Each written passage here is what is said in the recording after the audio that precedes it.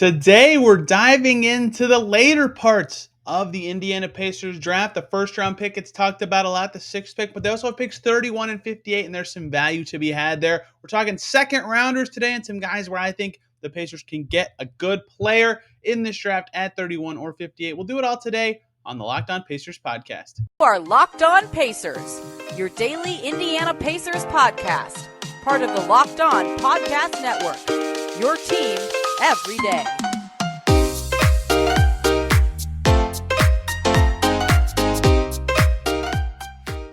Welcome in to another edition of the Locked On Pacers podcast, where we, of course, talk about the Indiana Pacers. As always, my name's Tony East. I cover the team for Forbes and the West Side Community News, and today we are talking about the second round. I've been diving into a lot of prospects recently, and I've got 6 guys identified that I think are steals in the second round of this draft. 3 of them who seem like they'll go around the 31st pick that the Pacers have, thanks to their trade they made with the Cavaliers during the season, and 3 that are late seconds that could be available at pick 58 that the Pacers got in the Torrey Craig Jalen Smith trade. So I have 6 total guys, 3 that I think will be available around 31 and 3 that I think will be available around 58. And we'll break them all down today, and 2 bonus guys at the end that I think I like a little bit, but not enough to give them their airtime on this show. So every segment will be one guy I like that could be available at pick 31 and one guy I like that could be available at pick 58. Now, obviously, these picks could be traded. I want to get that out of the way first. And I think that is a decent possibility for a Pacers team without a ton of roster spots. And even last season, they had the 60th pick from Milwaukee. They traded it to move up and used it plus a bunch of other seconds to get up to 31, ironically. And then they traded 31 and Aaron Holiday to get into the first round. So the Pacers have traded these asset levels before, and that is possible again, and that's for another day. But today I want to talk about prospects who could be available with these picks and guys that I do like, because getting second round steals is very important to team building, and it is possible the Pacers either get a two-way guy or try to get some cheapo contract out of one of these picks. So let's jump right in. And ironically, I made sure to get these guys. I couldn't find them on very many boards, at least above like pick 25. Because if they're above that, they're probably not going to be a second round guy. But 3 of them here that we're going to talk about today, I have in my top 20. And one of them is Notre Dame guard, who maybe you could call him a wing, Blake Wesley.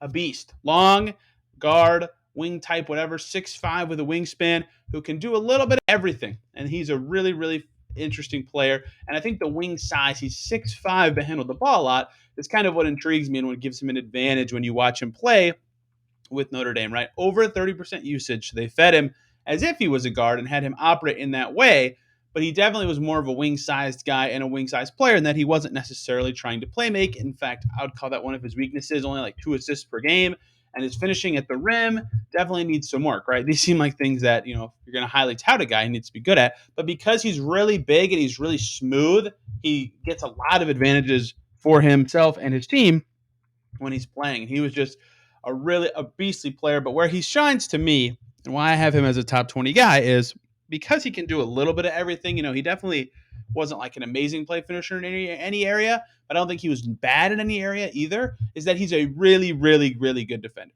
right?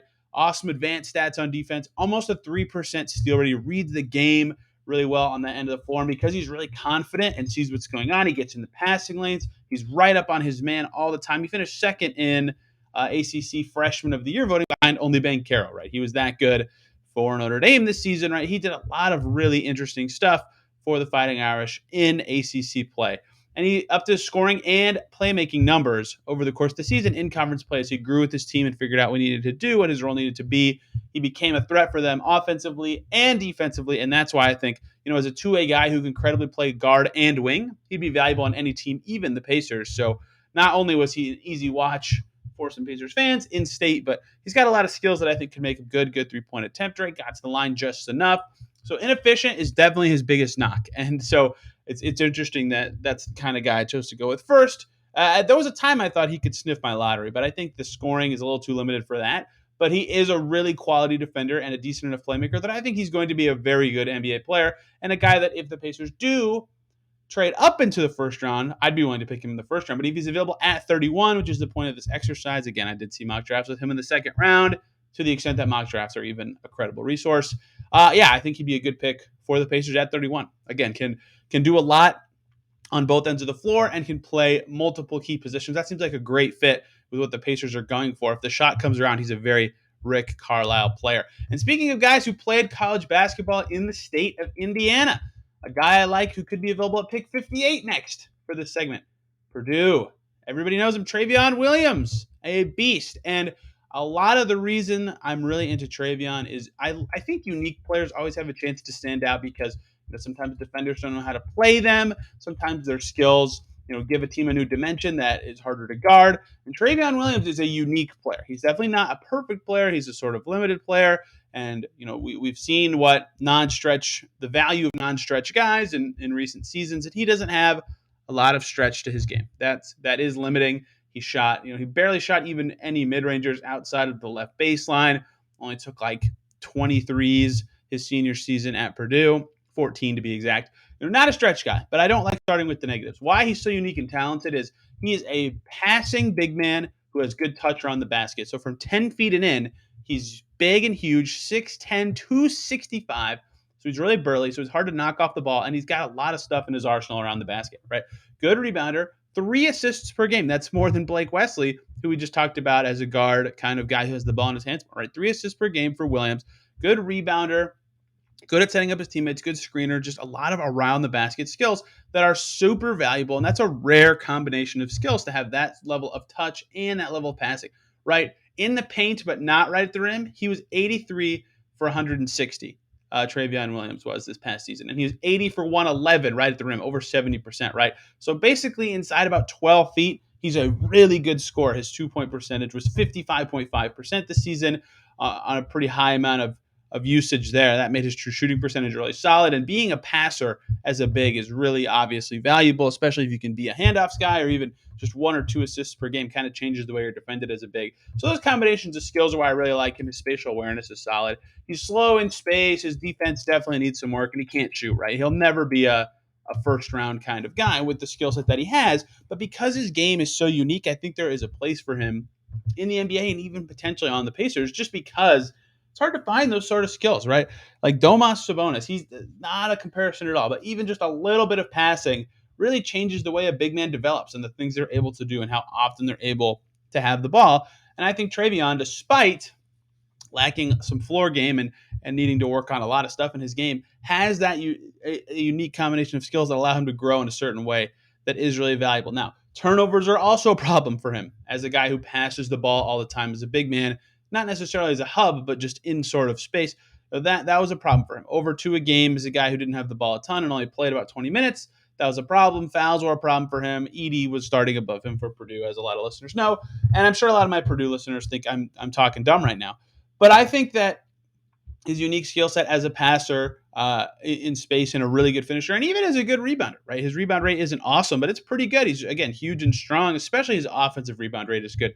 I think he can be a pretty dang good NBA player because he's got a unique combination of skills that all have obvious, clear value adds to a team. If his motor becomes a plus for him in the NBA, and he can be a decent rebounder, he's got like such an interesting combination of skills that every time he has the ball, he could be a threat to do something that's positive and doesn't require another guy to help him in the action or anything like that. So I definitely think speed will be a killer for him. Like, he's not going to be one of those gazelle-like bigs, and he's not ever going to be like a super game changer because his defense isn't at that level, and he's not tall enough to really bang down low and be that kind of big.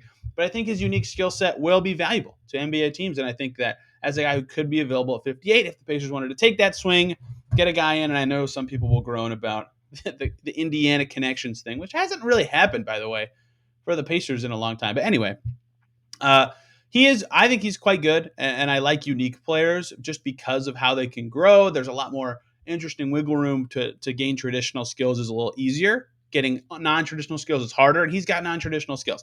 And so I like the way that he would develop as an NBA player, and at 58, if he was there, I think that'd be a good pick for the Pacers. Just so happens the first 2 guys I did both played college basketball in Indiana, and the next guy I'm going to do played high school basketball and a little bit of college basketball in Indiana. We'll get to that after we take a short little break here so I can talk to you guys about TrueBill. Do you know why free trials renew without your consent?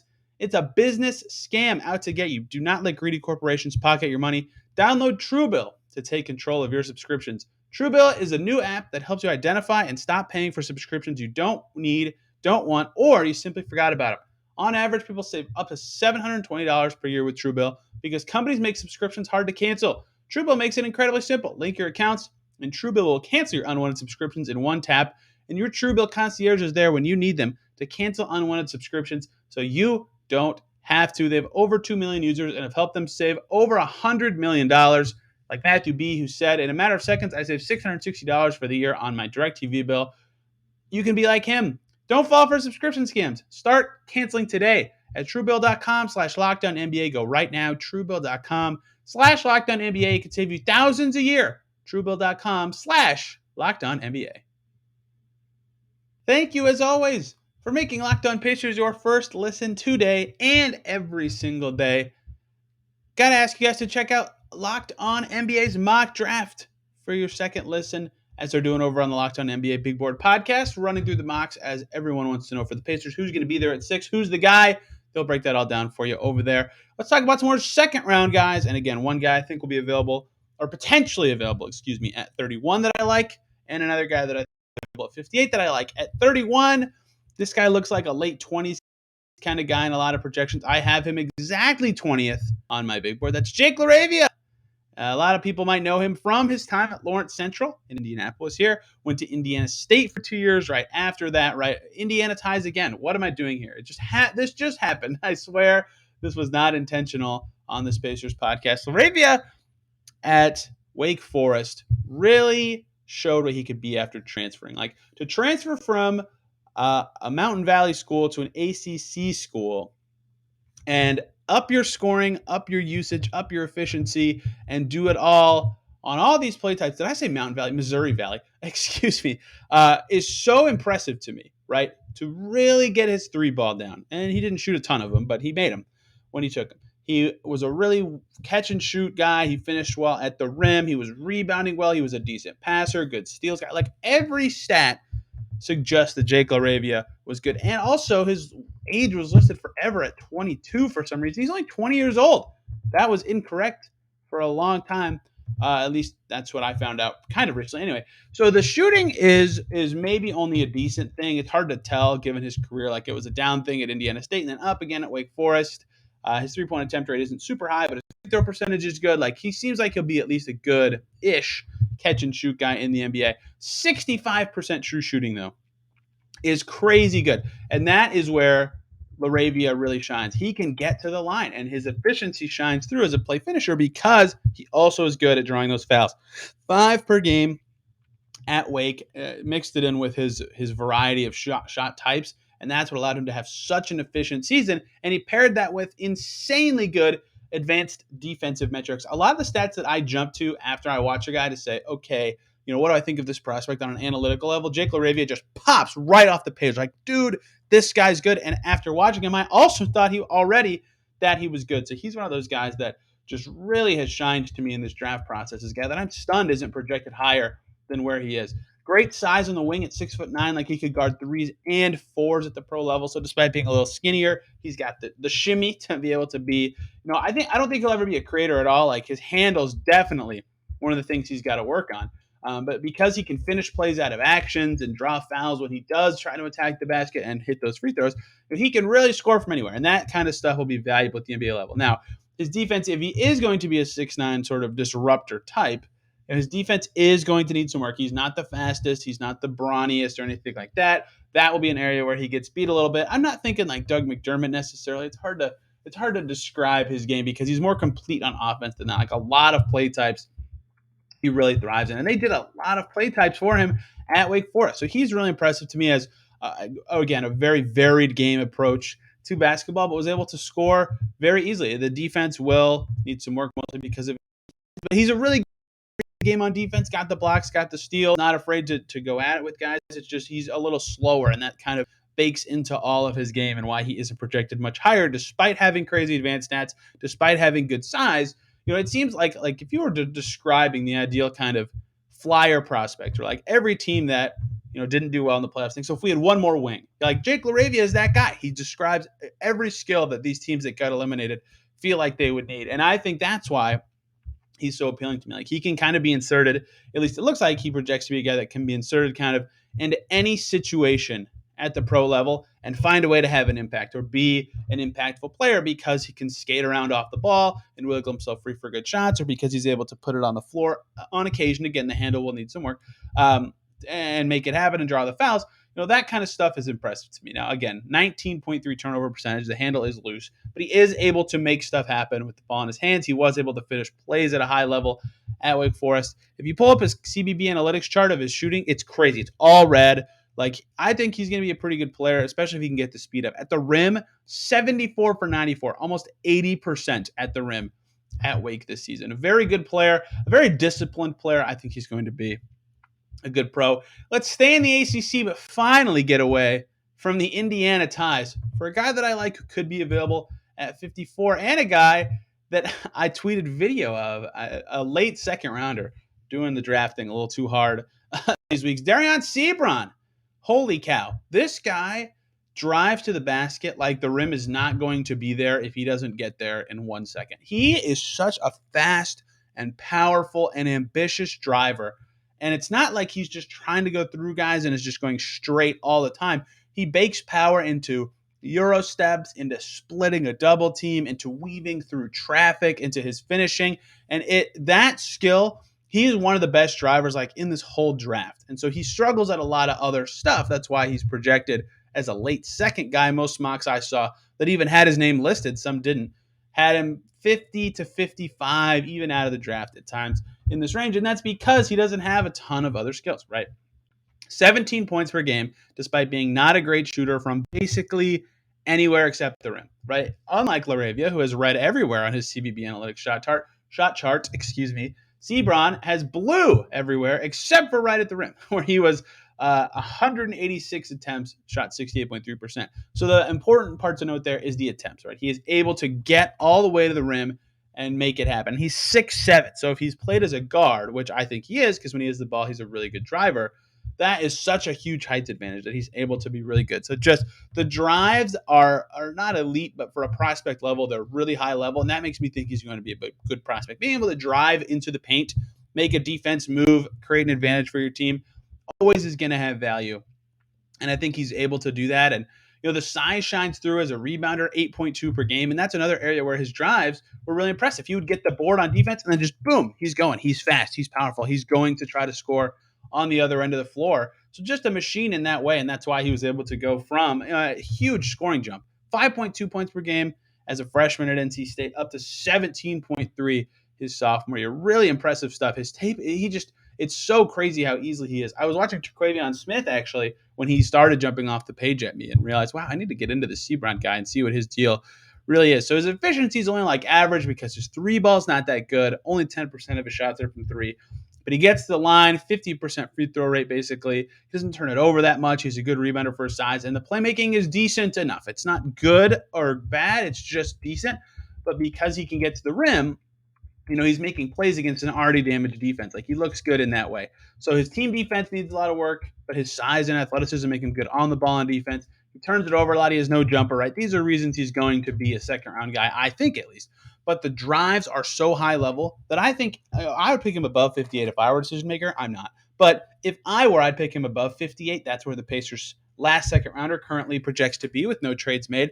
But if he's there, I think he makes a lot of sense as like a two-way flyer guy who just tears it up for the Madness. You can see what he can do against pro-level play, or you can try him in NBA action, see if those drives translate, because driving is such an important skill to me. Like TJ McConnell, with basically no other offensive skills, is able to drive successful offense and be a playmaker because he can drive into the paint and make a defense move around and be scared of something. And Seabron can do that, fills it up as a scorer, great finisher around the rim. That's all he needs to be if he's going to be a tall playmaker, and he can do that. So a little more passing or a little more defense, and all of a sudden he becomes a good player. And if he gets a shot at all, because his three ball, 16 for 63 in college, if he gets a three, he'd be really dangerous on offense. So those kind of skills, if he could develop those, obviously he'd be much better. But I really like what he could be at the pro level, and the fact that he could be available. I picked 58. I think he'd be a good pick for the Pacers in that slot. Two more to go, including one guy I have in the lottery who's projected to be a late first, early second kind of guy. Let's jump onto those. Before we do that, though, I got to talk to you guys about betonline.net, your number one source for all your betting, stats, and sports info. You can find all the latest sports developments, news, and odds, including this year's basketball championship matchup, finals game 5 coming up tonight, the NHL Hockey Conference Finals about to wrap up, Major League Baseball, and of course, all the latest fighting news from MMA to UFC and boxing to more. Game 5 of the NBA Finals, Warriors Celtics, Monday night. They have Warriors minus 3.5 for their spread, 212 over under for that game. You can get all those lines over at betonline.net. Head over to that website today or use your mobile device to learn more about the trends in the action over at BetOnline, your continued source for all your sports wagering information, including live betting, esports, and more. That's betonline.net, where the game starts. Thank you, as always, for making Locked On Pacers your first listen today and every single day. For your second listen, go check out Locked On NBA Big Board to hear the latest and greatest about all these prospects. They are killing it over there at Locked On NBA Big Board. You don't want to miss it. Those guys travel to workouts and do all that sort of stuff. So go check them out. Let's talk about 2 more second rounders that I like. I think one of these guys is going to end up going in the first round, given how much buzz I've heard around him and how much he's rising. So we'll just do him first. And that is Jalen Williams, the guard from Santa Clara, who flying up the boards. Let's talk about the main reason why first. Jalen Williams is a guard who had the ball a lot, effectively a point guard for Santa Clara this season, 18 points per game. Oh, by the way, his wingspan is 7'2". 7'2". There are some pictures of him that just his arms look fake long. He can be everywhere, and his handle's tight with that long of arms. So he is really slithery and hard to guard. He is awesome to watch. Like, he's one of those guys that you watch him and you immediately go, wow, that guy's pretty good. And you don't think of him as a guy that was projected as a second rounder before a really solid rise at the combine, and then everybody started checking him out more. You know, a lot of these West Coast guys, their tape is a little less accessible, or they play later at night. But now that this guy, that a lot more people have been able to get into him, he's been flying up boards from what I hear.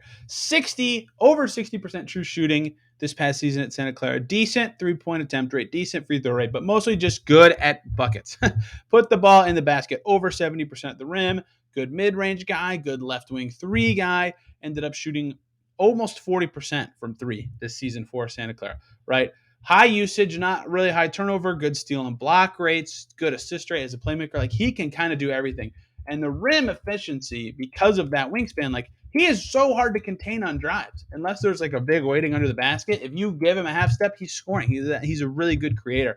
And I actually, as of right now, have Jalen Williams 14th on my big board. If I had to redo my lotto prospect previews for you guys, those are the prospects that I've been doing whole episodes on, he would get one instead of Mark Williams. I already did Mark Williams, obviously, but he's that good to me. I think he is probably my biggest sleeper stud that I love in this draft. If you recall last year, that was Sharif Cooper. That obviously has not panned out yet. But I think for me in this one, it's Jalen Williams. He's got the size as a point guard. He's got the wingspan to be a really good defender, take the ball from you, get in your face, even if he's far away. You know, that kind of stuff is really impressive, and he's athletic. So, he kind of floats around the court when he's not involved in the action in a way that isn't necessarily concerning, but just makes you question what he's doing, or if he knows what he's supposed to be doing. And in terms of his shot profile, while he did finish efficiently from a lot of areas, he is sort of limited to like a rim or 3 situation a lot of the time. Like, didn't take that many shots from outside the painted area. And that's not a bad thing. In fact, the Morey ball areas tend to be a good thing. And his percentages suggest that he's going to be a good 3-point shooter and a good rim finisher. But the dynamic part of the game is a little lacking for him. But I just think in general, his skills and his wingspan make him such a good player. He's so quick with the ball in his hands. He's so hard to contain. I think he's going to be a very, very good NBA player. If the Pacers are able to get up into later in the first round of the trade, or he falls to 31, I think he should be the pick. He is really, really talented. And I would not hesitate to pick him at like 14 or 15 if I had one of those picks as an NBA team, even though he's not projected that high from most squads. The last guy I want to talk about today, a 58th pick potential target from St. John's, Julian Champagnie, scoring machine. I liked him for a while. I think on a mailbag I did earlier in the offseason, someone asked me about second rounders I like, and I talked about Champagnie. Buckets, buckets, buckets. And he's a really unconventional buckets guy that you kind of think about when you talk about prospects. 19.2 points per game his third season at St. John's. The year before, even higher at 19.8. And the reason he's so interesting as a prospect and why I rate him a little highly is because it's not rim stuff, right? He doesn't finish that well at the rim. I literally just accidentally deleted his shot chart page, so I will get that up while I continue talking. But the gist of it is jumpers are the way he's able to score. And so getting up to 20 points per game, even at the college level, being a jumpers guy with only a decent three, he shot 35%. I can't do math.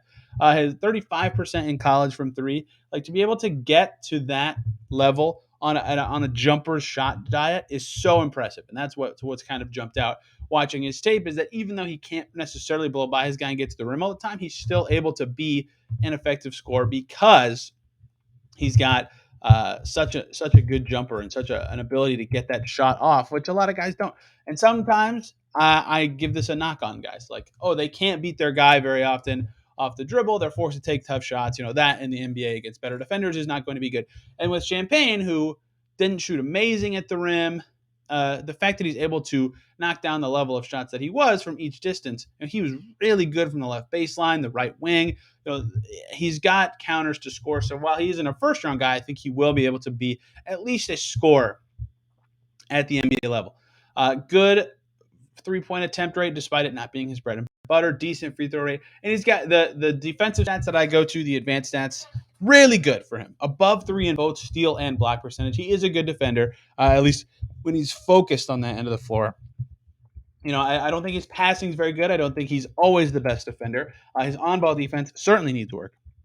But as a high usage, low turnover dude who just hits some tough ass shots, I think he'll be a good quality NBA utility player. Maybe not anyone who's like cracking a starting lineup or anything, but as a bench scorer, as a guy who can hit tough shots and kind of put cracks in a defense that seems to be locked in, that's a tough role to find. That jumper's only guy who can sort of break stuff down, and I think he can be able to do that. He's always around the play, which I think is really valuable, that he knows where to be around the play. He never turns it over, 7.3% turnover rate.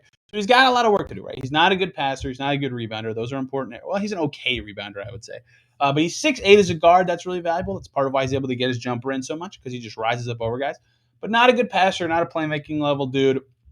His appeal is that he could be a jumper's bucket and then also give you good defense by being all around the play. One most improved player in the Big East, all Big East team twice. Definitely a good player, just his NBA translation isn't so obvious because he's not a great shooter or a great rim finisher, but because his defense could be there and because his jumper ability is impressive, I think he could be a guy that if he's there at 58, you take a flyer on and say, okay, let's see if this scoring ability in a unique way on tough shots can translate to the pro level, because that skill set is hard. If you can make tough jumpers all the time, you're a stud player. And so doing that, combining with other skills, will be the growth path for him. But I think he could be someone that, available at 58, makes some waves in the NBA if the Pacers do end up picking him. And let's do two honorable mentions that I'm not going to talk about very long. I'm just going to say their names because I had to waffle between 8 guys, cutting it down to 6 for this show. Caleb Houston from Michigan, I quite like in this draft. And Dalen Terry, who worked out for the Pacers from Arizona, another guy that I quite like in this draft.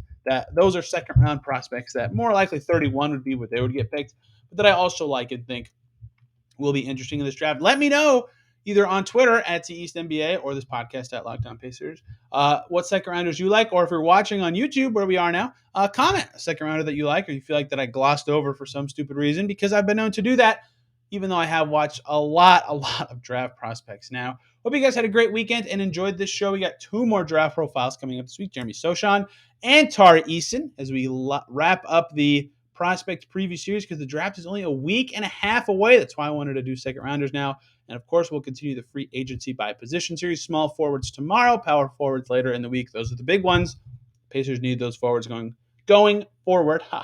So lots of big episodes this week as the draft approaches. They're going to be great. I think we'll have a guest for everyone, assuming I'm good at scheduling, although I have been known to be bad at doing that. So I hope you guys enjoyed this one. Let me know if you like any second rounders that I missed. Have a great day, and we will see you tomorrow.